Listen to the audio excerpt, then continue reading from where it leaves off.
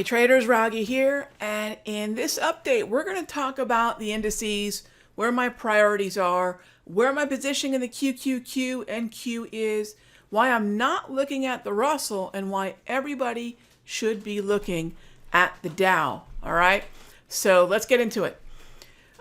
Whether or not, and this is really important for those of you that are interested in taking overnight trades in futures, because a lot of traders won't take overnight trend following swings because the initial margin in the indices can be really cost prohibitive. So what do traders then do? They can look at the micros, but gosh, you have to buy quite a few micros, and some people don't want to do that. And then you can look at the futures options on, say, the YM, or probably the most popular way that a lot of folks inside the futures membership execute ideas in the say YM is go DIA. And that's exactly what we did yesterday. So when Janet Yellen sent the markets lower on some of her comments, we went to the best market that I felt had the best trend and a good pullback. And that was the YM, but we executed the idea via calls in the DIA.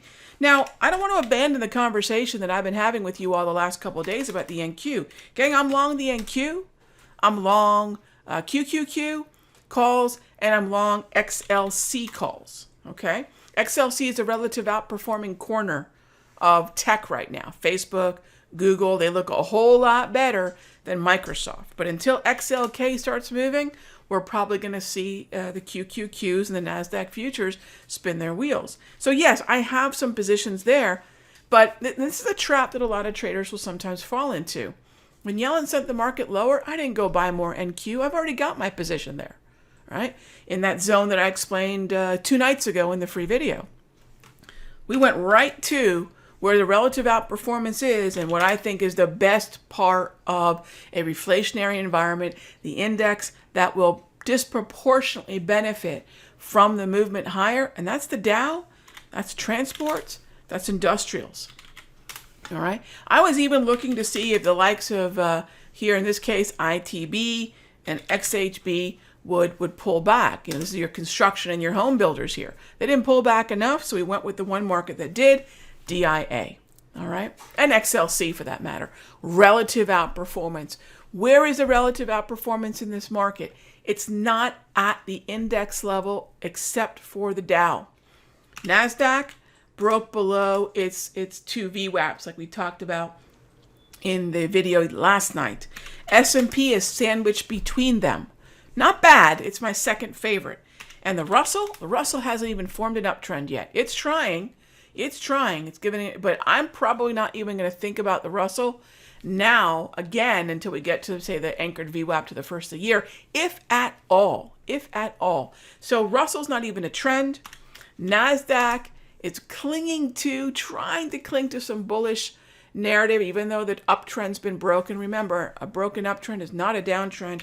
Focus on the S&P, focus on financials, focus on the Dow and all those other ETFs that I showed you. Think out of the box, gang. If you're a futures trader, you're a stock trader. If you're a futures index trader, you're a stock trader. And just embrace that and look at the ETFs. And let me show you something here. Some of you might be saying, well, gosh, I don't know, Rog. Let me show you something.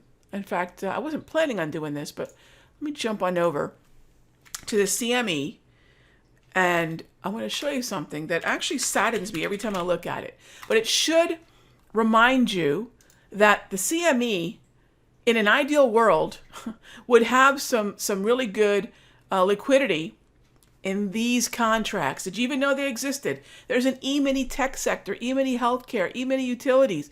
Look at the volume. Nothing. Just nothing. So when this did not take off because of the extraordinarily huge popularity of ETFs, what happened? No one traded these contracts in the CME futures.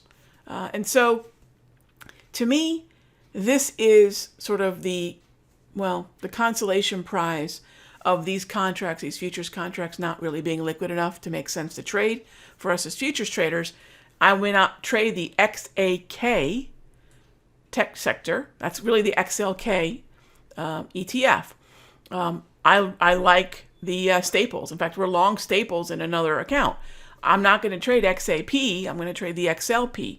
We're long the XLF, ETF financials. I'm not long XAF. So I don't know how many of you knew these markets existed. They do, just no one trades them because the ETFs are so much more popular by leaps and bounds. So this is where I said, okay, I accept that this is where the CME was trying to go, but we just have to say, all right, we can join the party over at the ETF side. Don't be afraid as a futures trader to trade the ETFs.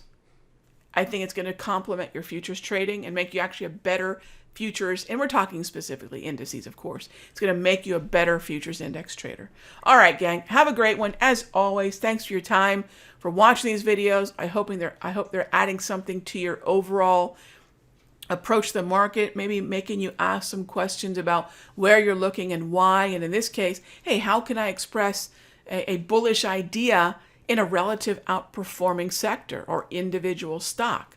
So smash that like button. Thanks as always for your time, and I'll see you in the next update. Without simpler trading, I could not have financial independence. This is one of the best investments I ever made in my life. It's helping me find consistency. It's one of the things that won me